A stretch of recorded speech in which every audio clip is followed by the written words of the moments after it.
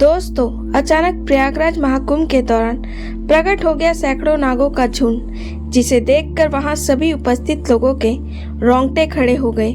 नागों के इन झुंड का अचानक प्रकट होना देवी देवताओं का बहुत बड़ा संकेत बताया जा रहा है। लेकिन किस रूप में और किस कारण से नाग देवता ने दर्शन दिए, आज इस घटना की होश उड़ा देने वाली सच्चाई हम आपको बताने वाले हैं, जिससे आपकी ईश्वर के प्रति और कुंभ में आस्था और बढ़ जाएगी और आप प्रयागराज में होने वाले महाकुंभ में जाने के लिए और ज्यादा उत्साहित हो जाएंगे। पर कहानी में आगे बढ़ने से पहले महादेव के सच्चे भक्त इस वीडियो को लाइक करके कमेंट बॉक्स में सच्चे मन से हर हर महादेव जरूर लिखें। महाकुंभ प्रयागराज में 13 जनवरी 2025 से शुरू होने वाला है, जिसमें तकरीबन 50 करोड़ श्रद्धालु पहुंचने का अनुमान है। देश दुनिया से करोड़ों लोग इस महाकुंभ में आकर संगम में स्नान करके अपनी मुक्ति का मार्ग तय करने वाले हैं।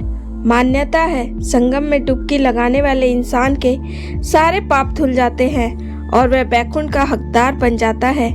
आपके मन में भी ये सवाल जरूर आता होगा, ये महाकुंभ प्रयागराज में ही क्यों लगता है? इसके पीछे एक पौराणिक कथा है।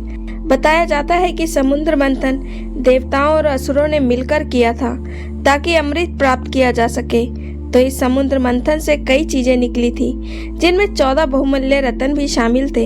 इनमें से कुछ चीजें ये थी।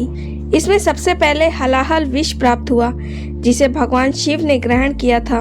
फिर इसमें से कामधेनु गाय, उश्रेवा घोड़ा, ऐरावत हाथी, कौस्तुभ मणि, कल्प वृक्ष, रंभा नामक अप्सरा, माता लक्ष्मी और धनुष सारंग प्राप्त हुआ है। और जब अमृत कलश प्राप्त हुआ तो इसे पाने के लिए देवताओं में और असुरों में संघर्ष होने लगा। तब उस संघर्ष के दौरान में अमृत की 4 बूंदें 4 अलग अलग स्थानों पर जा गिरी, जो हरिद्वार, प्रयागराज, नासिक और उज्जैन है। तब से लेकर आज तक इन 4 जगह पर कुंभ मेले का आयोजन होता है। लेकिन प्रयागराज में लगने वाले इस कुंभ मेले को महाकुंभ क्यों कहा जा रहा है? इसके पीछे का कारण भी बहुत विशेष है। कुंभ मेले का महत्व बहुत ही धार्मिक है, बल्कि इसका ज्योतिष आधार भी है। जब सूर्य, चंद्रमा और बृहस्पति एक विशेष ज्योतिष स्थिति में होते हैं, तब इन स्थानों पर मेले का आयोजन होता है। हर 4 साल में कुंभ मेला सामान्य तौर पर होता है। अर्ध कुंभ 6 साल में लगता है और पूर्ण कुंभ 12 साल में होता है, जिसे महाकुंभ कहा जाता है। लेकिन ये प्रयागराज में 13 जनवरी 2025 का महाकुंभ 140 वर्ष में केवल एक बार प्रयागराज में आयोजित होता है। तो जरा विचार करें, ये महाकुंभ कितना खास होगा और जो लोग इसमें शामिल हो पा रहे हैं वह कितने भाग्यशाली हैं। यह आयोजन न केवल भारत के विभिन्न कोनों से लाखों लोगों को जोड़ता है, बल्कि विश्व भर से हजारों पर्यटकों को और साधु संतों को भी आकर्षित करता है। लाखों श्रद्धालु संगम में स्नान करने आते हैं, जिनसे उनके पापों का नाश होता है और उनकी मुक्ति का मार्ग प्रशस्त होता है। यह मेला धार्मिक आस्था और संस्कृति का अटूट संगम है। ऐसा कहा जाता है कि अर्धरात्रि की अमृत वेला में देवी देवता स्वयं संगम में स्नान करने आते हैं। लेकिन वह किस रूप में आते हैं, आप उन्हें कैसे देख सकते हैं? ये घटना ऐसे ही एक भक्त की है, जब वह रात्रि को 2 बजे उठे और उन्होंने साक्षात देवताओं के दर्शन किए। दोस्तों, आज की इस वीडियो में हम आपको हाल ही में प्रयागराज में घटित सबसे बड़ी चमत्कारिक और रहस्यमय घटना के बारे में बताने वाले हैं। साधु संतों के बिना ये महाकुंभ अधूरा है। जब से ये महाकुंभ की शुरुआत हुई है, देश विदेश से कई श्रद्धालु और साधु महाराज महाकुंभ में पधार चुके हैं। महाकुंभ में जो हमें साधु दिखाई देते हैं, वह केवल 1 महीने के लिए ही हमें नजर आते हैं। इनमें से कई साधु ऐसे होते हैं जो देश के अलग अलग अखाड़ों से, हिमालय से, भयंकर जंगलों से और काफी गुप्त स्थानों से इस महाकुंभ में पहुंचते हैं। और जब ये महाकुंभ खत्म होता है तो ये फिर अपने अखाड़ों में, कुछ हिमालयों की गुफाओं में तो कुछ कंदराओं में और पहाड़ी इलाकों में वापस चले जाते हैं। वहीं पर अपना जीवन व्यतीत करते हैं और ईश्वर की भक्ति में लीन हो जाते हैं। वास्तव में ये बहुत बड़ी तपस्या है। लेकिन ऐसे साधु संतों को जब हम अपनी आंखों से अपने समक्ष प्रयागराज महाकुंभ में देख पाते हैं, तो ये हमारा बहुत बड़ा सौभाग्य है, क्योंकि ऐसे साधु संतों का आशीर्वाद बहुत ज्यादा लाभकारी होता है, जिनसे हमारा जीवन धन्य हो जाता है। और प्रयागराज पहुंचने पर तो हमें कई साधु संतों के आशीर्वाद मिल जाते हैं, जो हमारे जीवन को धन्य बनाने के लिए काफी हैं। ऐसे ही राकेश नाम के भक्त हैं जिन्होंने अपनी जिंदगी की सच्चाई समझी और ये जाना कि भगवान की भक्ति के अलावा दुनिया में किसी वस्तु में ये सुकून नहीं है। उसी सुख को ढूंढने के लिए पहले वो मथुरा और वृंदावन गए, जहाँ पर उनको बहुत अच्छा लगा। वहाँ पर वह साधु संतों से मिले जिनसे उनको एक ही बात सुनने को मिली कि अगर जिंदगी में मुक्ति का मार्ग खोजना है तो साधु संत बनना पड़ेगा।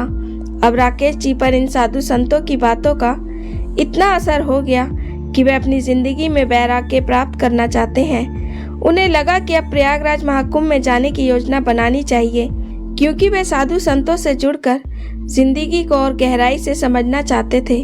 आगे की वीडियो देखकर आपको भी अपने जीवन से जुड़े कई प्रश्नों के उत्तर तो मिलेंगे ही साथ किस प्रकार प्रयागराज के इस महाकुंभ में सैकड़ों नागों का झुंड अचानक से प्रकट हुआ और इस चमत्कार के पीछे आखिर क्या रहस्य था, यह जानने को मिलेगा। इसीलिए आप वीडियो को अंत तक जरूर देखें। दिल्ली के रहने वाले राकेश जी, जो एक बड़ी कंपनी में सॉफ्टवेयर इंजीनियर के पद पर कार्यरत हैं, अपने ऑफिस से छुट्टियां लेकर जब वे प्रयागराज महाकुंभ में आए तो उन्हें कई अलग अलग साधु महाराज दिखाई दिए। कुछ बड़े शांत थे और कुछ बहुत बड़बोले थे। कुछ तो ऐसे भी थे जिनको जरा सा छेड़ने पर वे बहुत गंदी गालियां दे रहे थे। तो कुछ ऐसे साधु महाराज मिले जो प्रेम पूर्वक और रसिक स्वभाव में बहुत अच्छे भाषण दे रहे थे। तब राकेश जी को वहां पर रह रहे राधानंद जी महाराज के प्रवचन बड़े सही लगे। वह जो भी ज्ञान की बातें कर रहे थे, राकेश जी के दिल में उनकी ज्ञान की बातें बहुत ज्यादा असर कर रही थी। अब राकेश जी उन महाराज जी के शिष्य बनना चाहते हैं। उन्होंने महाराज जी से एक सवाल किया कि मैंने शास्त्रों में पढ़ा है कि जब महाकुंभ का आयोजन होता है तो साक्षात देवी देवता संगम में स्नान करने के लिए आते हैं, तो क्या हम अपनी सामान्य आंखों से उन्हें देख सकते हैं? तब राधानंद जी महाराज ने कहा, क्या तुम सच में देवी देवताओं को देखना चाहते हो? क्या तुम सच में उन्हें महसूस करना चाहते हो? तो आज मैं तुम्हें एक राज की बात बता रहा हूँ, बहुत ध्यान से सुनना। तुम प्रयागराज में जहाँ भी ठहरे हो, रात्रि के 2 बजे उठ जाना और पूर्व दिशा की ओर आगे बढ़ते रहना, और जो भी सबसे पहले गंगा घाट आता है उसी गंगा घाट पर रात्रि को 2 बजे चुपचाप जाकर एक तरफ होकर बैठ जाना और वहां से तुम पूर्व दिशा में ही लगातार देखते रहना। अब इस पूरी जानकारी को प्राप्त करने के बाद राकेश जी भी बहुत उत्साहित थे, क्योंकि वे महाकुंभ में पहुंचने वाले देवी देवताओं के दर्शन करना चाहते थे। रात्रि को 2 बजते ही वे महाकुंभ में लगे अपने शिविर से बाहर आ गए और पूर्व दिशा की ओर चलने लगे। तब जो गंगा घाट उनके सामने आया, वह उसकी सीढ़ियों पर एक तरफ जाकर बैठ गए और लगातार पूर्व दिशा में ही देखने लगे। 2 घंटे बीत चुके थे।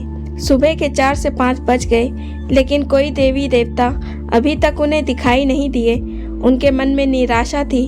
वह यही सोचे जा रहे थे कि इतने बड़े महाराज जी खैर इतनी मतलबी और छोटी बात कैसे कर सकते हैं? वे अपने भक्तों को इस तरह से कैसे गुमराह कर सकते हैं? अगले दिन राकेश जी पुणे महाराज जी के पास पहुंचे और उनसे पूछने लगे कि बीती रात्रि 2 बजे से सुबह 5 बजे तक मैं पूर्व दिशा के गंगा घाट पर बैठकर पूर्व दिशा में ही लगातार देखता जा रहा था, लेकिन मुझे कुछ भी दिखाई नहीं दिया। ना ही कोई देवी शक्ति और ना ही कोई देवता मुझे वहां पर दिखाई दिए। तब महाराज जी ने राकेश जी से पूछा, क्या तुम्हें सच में रात्रि के समय वहां कुछ आता जाता नहीं दिखाई दिया? क्या तुमने वहां पर कुछ महसूस नहीं किया? तब राकेश जी ने कहा, मुझे कोई देवी देवता नहीं दिखे, बस मैंने एक चीज महसूस करी। रात्रि के समय बहुत सारे तारे टूटकर एक एक करके पानी के अंदर गिर रहे थे। बस यही चीज मैंने वहां महसूस करी, इसके अलावा मैंने कुछ नहीं देखा। तब महाराज जी ने राकेश जी को कहा कि रात्रि के समय तुमने जो टूटे तारे देखे वही सिद्ध पुरुष थे, वही देवी देवता थे, क्योंकि उनका मनुष्य की तरह मांस से निर्मित शरीर नहीं होता। वह तरंगों के रूप में होते हैं। उनका काफी दिव्य स्वरूप होता है। वह इसी रूप में रहते हैं और इसी रूप में आकर संगम में स्नान करते हैं। अब राकेश जी को बहुत बड़ी हैरानी हुई। महाराज जी की बातें सुनकर उन्हें बहुत बड़ा आश्चर्य हुआ। उन्हें सुनने के बाद उन्होंने फिर से मन बनाया कि इसी रात्रि 2 बजे वह फिर से गंगा घाट पर जाएंगे और इस चमत्कार को अपनी आंखों से एक बार फिर से देखेंगे। रात्रि 2 बजे उठकर वह पूर्व दिशा की ओर आगे बढ़े। सबसे पहले जो गंगा घाट आया, गंगा घाट पर बैठकर कभी पूर्व दिशा की ओर निहारते तो कभी गंगा जी की धारा को निहारते रहे। रात्रि के 2 बजे उन्होंने महसूस किया कि बहुत सारे तारे आसमान से एक एक करके नीचे उतर रहे हैं और पानी में गिरते जा रहे हैं। लेकिन आगे जो नज़ारा राकेश जी ने देखा, उसे देखकर उनके हाथ पैर ही कांपने लगे। जैसे जैसे वह तारे गंगा नदी के पानी में समाहित हो रहे थे, दूसरी ओर से वही तारे बहुत सारे नागों का रूप लेकर प्रकट हो रहे थे। ऐसा लग रहा था कि मानो देवी देवता अपने दिव्य स्वरूप से गंगा नदी में उतर रहे थे और नाग देवता के रूप में गंगा नदी में प्रकट होकर संगम में डुबकी लगा रहे थे। एक एक करके बहुत सारे नागों का झुंड उन्हें उस समय गंगा नदी में दिखाई दिया। उस रात उन्हें तकरीबन लगभग 50 नाग एक साथ गंगा नदी में विचरते हुए दिखाई दिए। नज़ारा इतना भयावह था कि ठंड के मौसम में भी उनके माथे से पसीना बह रहा था। कुछ देर बाद उसी के ऊपर बादल के नीचे की जगह पर एक अनूठा प्रकाश प्रज्वलित हुआ, जिसे सामान्य आंखों से देख पाना असंभव था। उस नज़ारे को देखकर राकेश जी की आंखें चौंधिया गई और वहां बैठे बैठे ही उसी जगह पर बेहोश होकर गिर पड़े। अगली सुबह जब उन्हें होश आया तो उन्होंने पाया कि रात में वह जिस जगह पर बैठे थे, अभी भी वह उसी जगह पर लेटे हुए थे। तब वे वहां से उठकर सीधा महाराज जी के आश्रम में पहुंचे। उन्हें वह सब कुछ बताया जो उन्होंने बीती रात में देखा था और उनसे पूछा कि आखिर ये क्या चमत्कार है। आपके कहने पर मैंने देवी देवताओं को संगम में उतरते देखा है, उन्हें नाग के रूप में परिवर्तित होते हुए भी देखा है, लेकिन आखिर वह चमत्कारिक आभा क्या थी।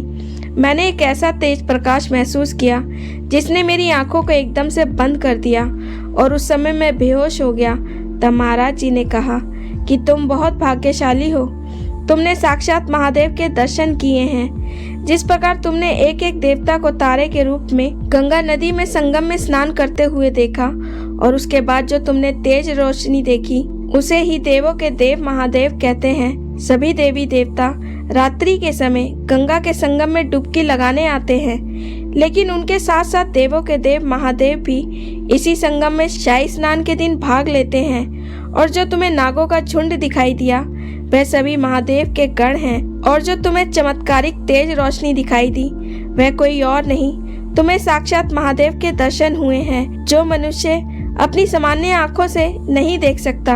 और तुम भी उनके तेज को बर्दाश्त नहीं कर पाए और उसी जगह पर बेहोश हो गए। और ऐसे चमत्कार भी रोज रोज नहीं होते। ये सच्चाई सुनकर राकेश जी भी परेशान हो गए। उनको विश्वास नहीं हो रहा था कि उन्होंने अपनी साधारण आंखों से पिछली 2 रात्रि में क्या क्या देखा था। लेकिन एक बात तो तय थी कि महाकुंभ 144 साल बाद ही क्यों होता है। लोग इसे जितना साधारण समझते हैं, ये उतना साधारण नहीं होता। धार्मिक दृष्टि और आध्यात्मिक दृष्टि से इस महाकुंभ का बड़ा विशेष महत्व होता है। राकेश जी अपनी जिंदगी को गहराई से जानना चाहते थे और इस महाकुंभ में पहुंचने के बाद, साधु संतों से जुड़ने के बाद, आध्यात्मिकता का ज्ञान लेने के बाद और पिछली 2 रातों को जो उन्होंने देखा, उसके बाद उन्होंने वैराग्य जीवन जीने का फैसला कर लिया। उन्होंने तय किया कि अब वे आजीवन महाराज जी के दास बनकर रहेंगे, क्योंकि वह समझ चुके थे अगर जिंदगी में उन्हें मुक्ति का मार्ग तय करना है तो भगवान की भक्ति में ही लीन होना पड़ेगा।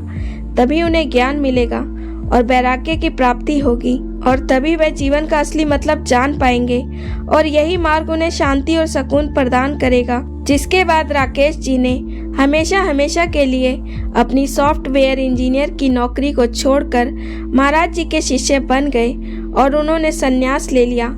दोस्तों, हमारा तो मानना है ये साधु संतों की भूमि है और यहाँ पर कुछ भी असंभव नहीं है, क्योंकि भारत देश ही क्या, दुनिया भर के बहुत लोगों ने सनातन धर्म की महिमा का गुणगान किया है और ईश्वर की चाह में वैराग्य धारण किया है। दोस्तों, इस घटना को लेकर आप क्या राय रखते हैं? कमेंट बॉक्स में जरूर बताएं और चैनल को सब्सक्राइब करना बिल्कुल ना भूलें। मिलते हैं एक और नई सत्य घटना के साथ। बहुत बहुत धन्यवाद। हर हर महादेव।